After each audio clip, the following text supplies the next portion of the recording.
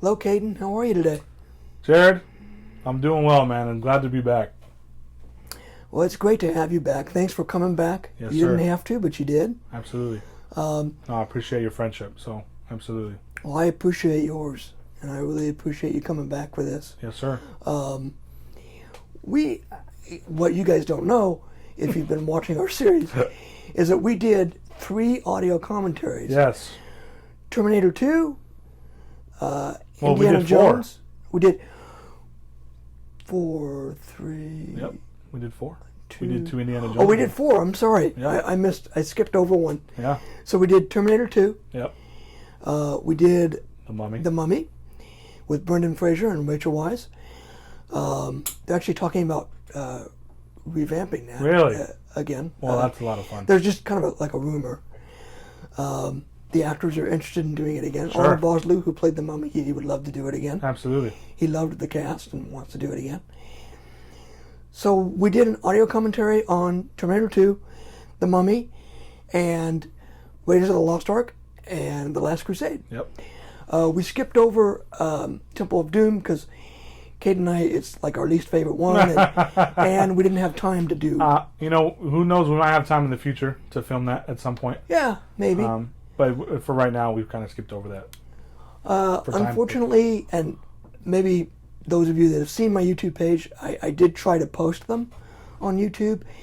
YouTube flagged it for copyright reasons. Yeah. And so, unfortunately, it violated copyright, which I loved the audio commentaries. All 4 of them. It sounded good. It was fun to do. Yeah, I think we had a good time, and it's some of our best content we've made. It is. Yeah. It is, and we couldn't post it. We couldn't share it. Wow, man. Kill me. It's some of our best stuff, and it's on my hard drive. It's not Yeah, we can't. anywhere. We can't do anything about it. So what we're going to try to do, and let us know in this video if you have any ideas for us, maybe of how to work around copyright or any other ideas. What we're going to try to do is maybe in the future, maybe even this video or future videos, attach links maybe to a Google Drive or something similar, maybe a document, a file link that will have the full and complete audio commentary for each corresponding video that you guys can view at your leisure. Maybe you want to watch our breakdown videos and then go over there and take a listen and watch our commentaries. The movie will be there, so you can watch the movie as well with us and kind of go through it as we conversate about some of our favorite movies, of all time. So we're pretty passionate about those videos, and so hopefully we can get that to you in some capacity. We thought for a brief second about maybe posting them to YouTube just audio with maybe some screenshots of the movie and the cast and whatnot, some posters. But Jared felt that it kind of gets rid of the integrity of what we shot. He wanted to keep that. Well, there's that, and I did try to post one like that, and it still got flagged for copyrights. Man. Which doesn't make sense to me because other YouTube creators have posted similar things, which is basically what I tried to post, and they were just fine. They were able to see theirs. Maybe the terms of service have changed, some rules maybe. Maybe posted. I don't know if it's all in the numbers. I'm not real sure how YouTube sees that. If you guys are knowledgeable and would love to, kind of give us some advice. Or if we can post them and they can stay posted and the copyright thing doesn't matter. Yeah. Maybe it's just telling us that we're in violation. Yeah. Did they make you delete them? So tell us what you know about, getting around that, or is it an issue like I think it is? What's the deal? Jared, did they make you delete them? Or was it just like, this is a copyright violation? Yeah, this is a copyrighted violation. And just to be safe, I did delete them. You don't want to have your channel taken down. Yeah. Yeah, let us know if we can keep them up. We don't care if we're not going to make any money on them. We're not trying to make money on anything. Yeah. We're just doing this for fun. Yeah. This is my kind of side job. Yeah. I normally do, for those of you that don't know me, I have a small business called Captured Moments. Yeah. I film various events around town. Really. But this is my side deal, my personal, These are my personal videos. hobby, passion. Yeah, absolutely. Yeah. I love movies. I love comic book based movies, fantasy based. Yes. Sci-fi. Star Trek, science fiction, fantasy. Yeah. You name it, we love it. Also, this is kind of an update video. You can look forward, guaranteedly, in a few weeks here, we're based out of Bakersfield, California.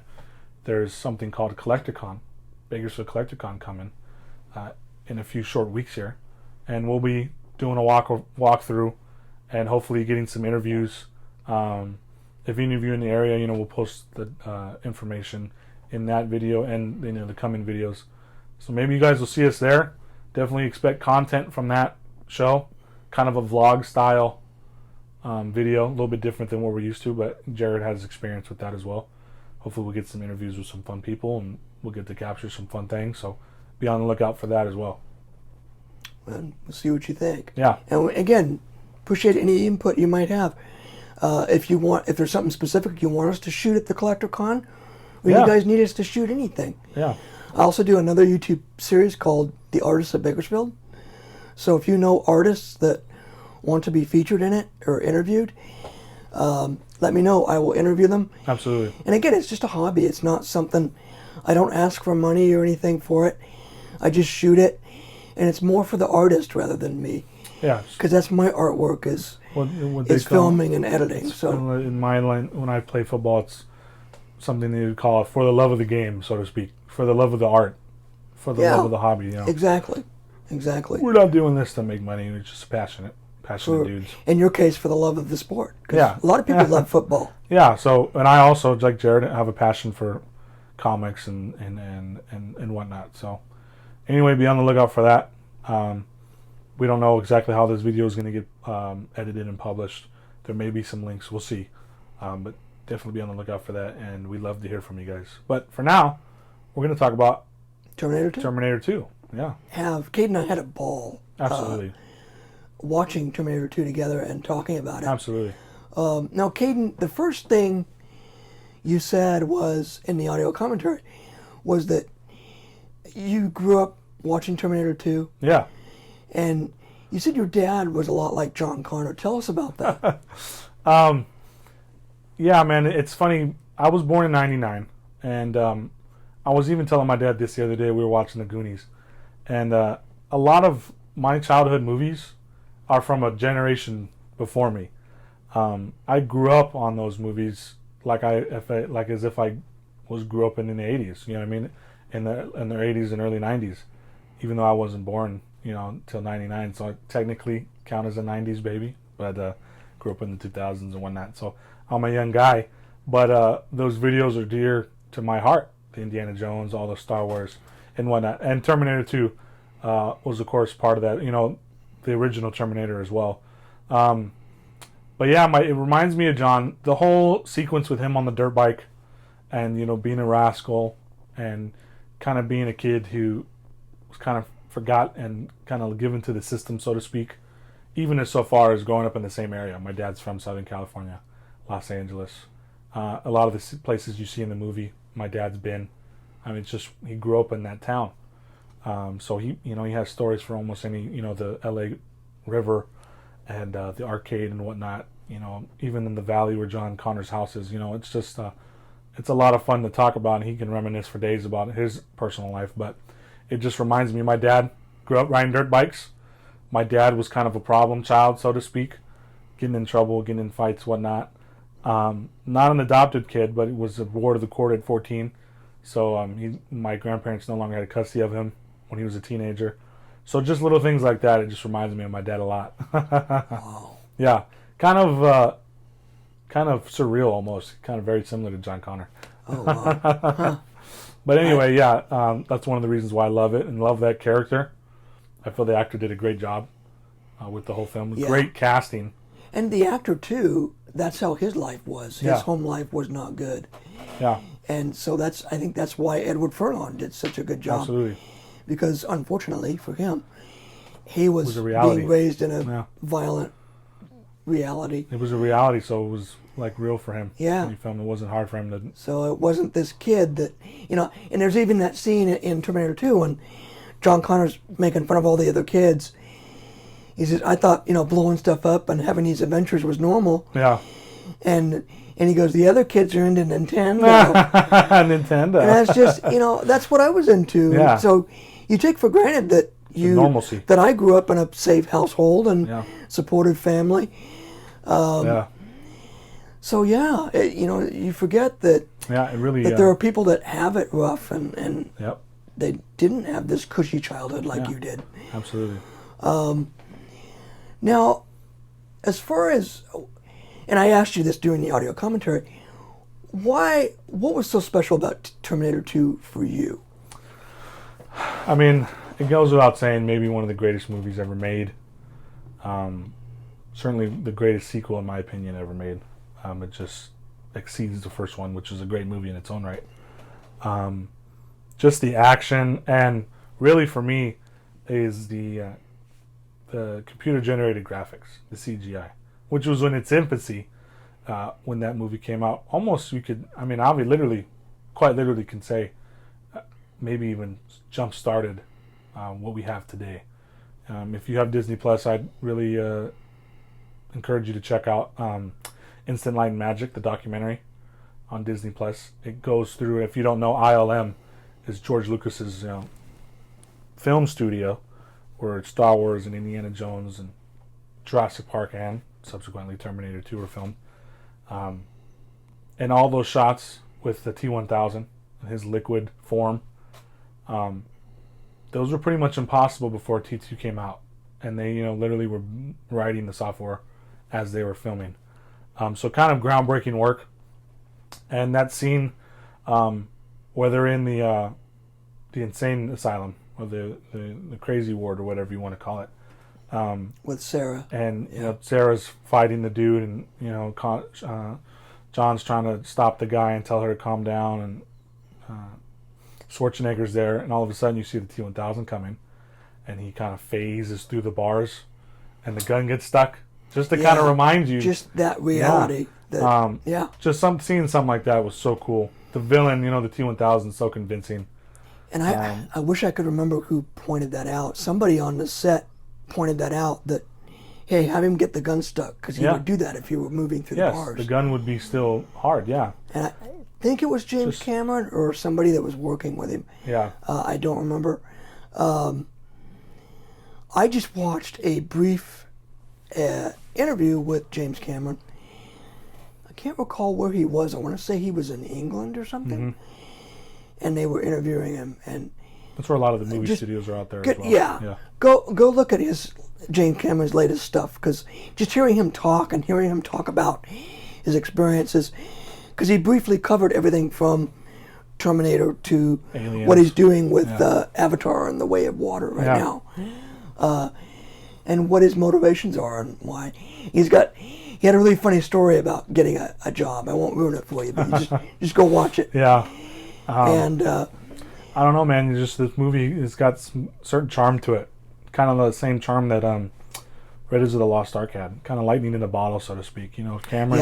Cameron really was rewriting the script as it was being shot. You know what I mean? Yes, he was. Even up to the point to where the ending was unplanned up until maybe a week before the theatrical release. Well, not just the ending, but the whole film. Yeah. I always thought that James Cameron had another story for Terminator 2. Yeah. And that he was just waiting for the technology to catch up for the T-1000. But I think all he had was the character, the T-1000 character. The villain. He didn't have a story for it. No. He built and the they story said, around hey, Jim, let's go make this movie. He's like, oh, okay, sure. Let me just write a script for it. Yeah. And he had 6 weeks to write the script? Yeah, him and his bud, they helped him write the script, and Schwarzenegger loved it. He wanted to do it, and it just all kind of worked out. I mean, I love that story with, they don't have an ending. And I forget what the original ending was going to be. I think it was going to be either a flashback to when Sarah was older. That's what it was. The original ending was, you're right. Yeah. The original ending they filmed was... And then you see Sarah in the same makeup she is in the nuclear bomb scene. Yeah, she gets blown up. Yeah, and she's an old woman, and they survived Judgment Day. Yeah.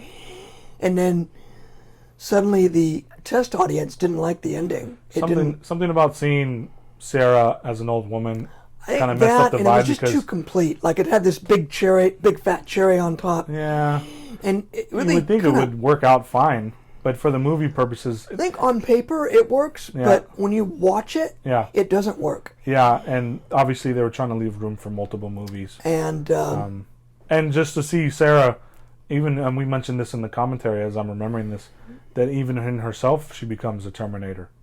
It's that's kind of right. her story arc. We talked about and that. And to see her after the whole movie being such a badass, and then all of a sudden it just was kind of a weird vibe shift.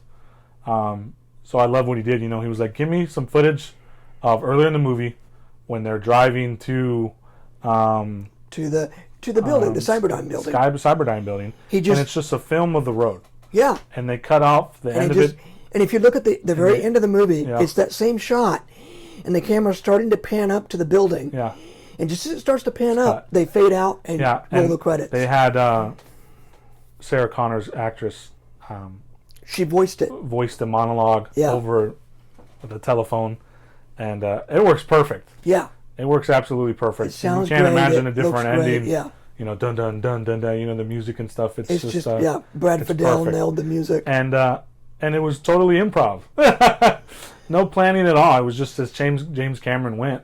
And there was just so many people to shout out to Brad Fiedel for the score. Absolutely. I remember Brad Fiedel talking about working with James Cameron on Terminator 2. And he said, every score I wrote for T2, Jim loved it. Yeah. But then he wrote the score for the chase sequence with John Connor and the T-1000 in the beginning. And there's really three good chase sequences, but go on. But so he got to writing that, and Jim went, no, that's not right. And Brad said, why? What's wrong with it? He said, you have to look at it from John Connor's point of view. He's a rat stuck in a maze, and he can't get out. Yep. And Brad went, okay, I got it. He went back and wrote that piece, and that's what we end up with, is that rat in the maze beat, that low beat, like a rat trying to run away from the giant cat trying to kill him. Yeah. And it's cat and mouse game. Yeah. And it's perfect. That might be my favorite chase. I know there's 3 major chase scenes, and that's probably my favorite one.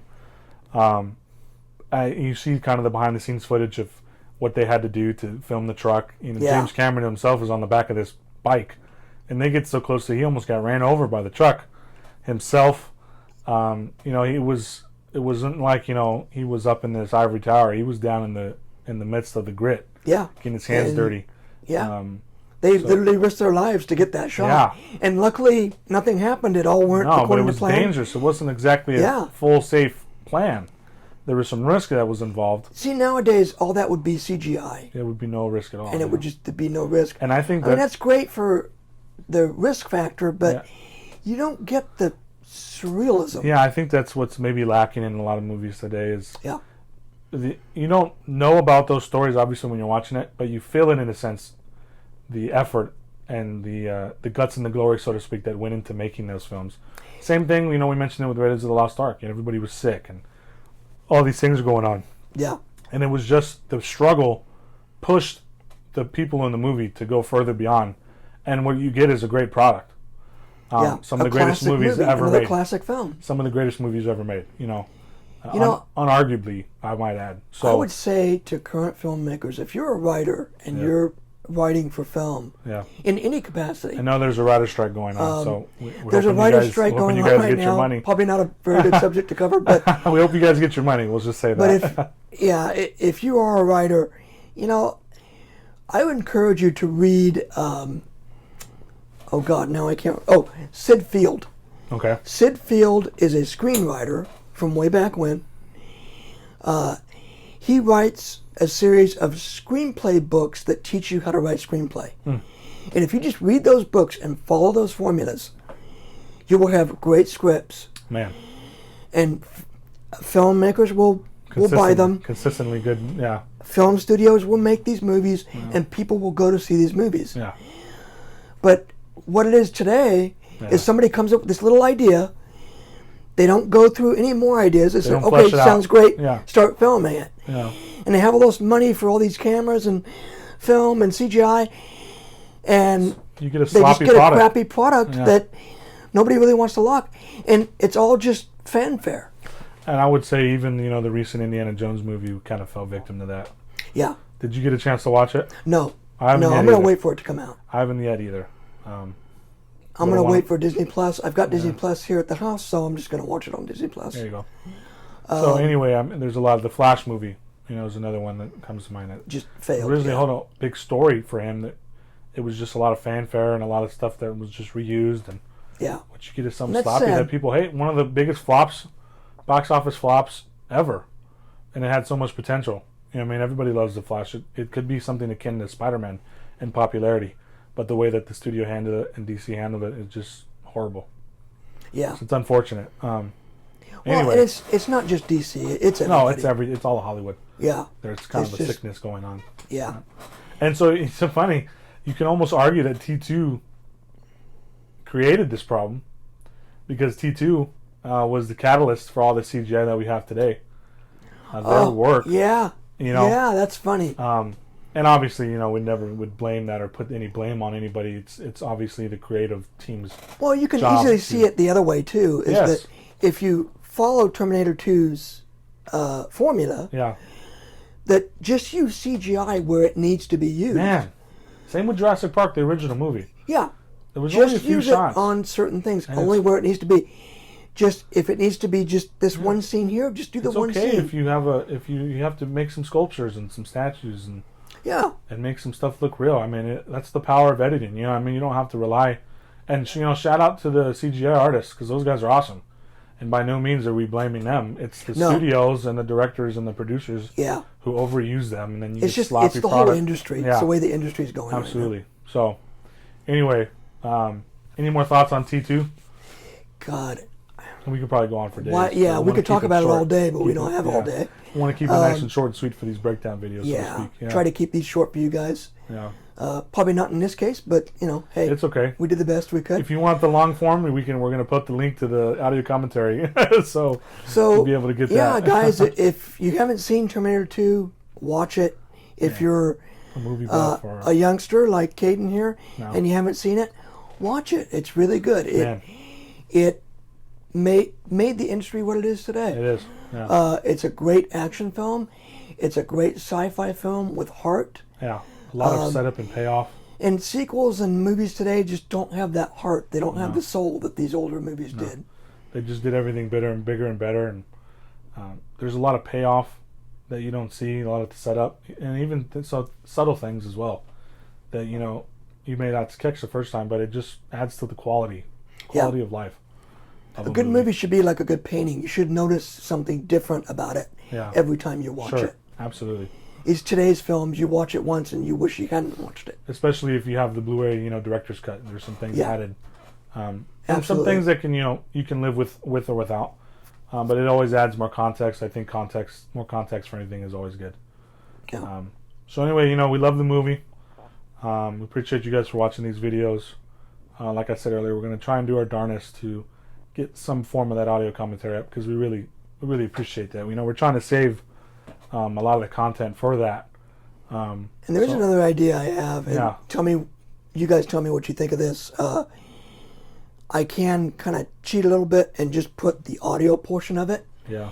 And put that up and just have people match it with their movie and just save it as an audio clip. You guys would want that, yeah. We're gonna keep the original edited version that we felt good about going to YouTube. That'll always stay, and we're going to try and get that to you guys in some form or fashion.